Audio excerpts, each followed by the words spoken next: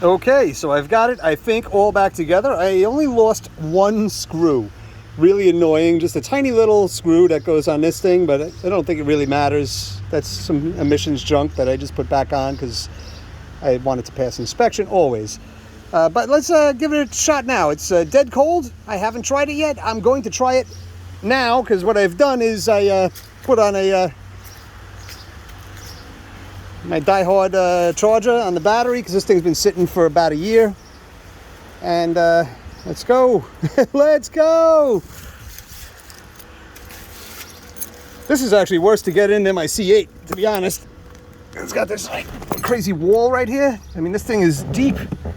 Somebody stuck a speaker right there too, which isn't helping anything. Let's see, getting in, there we go. All right, let's see.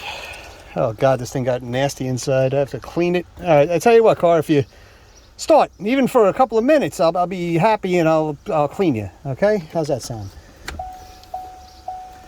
Let's go. That sounds good. Fuel pump.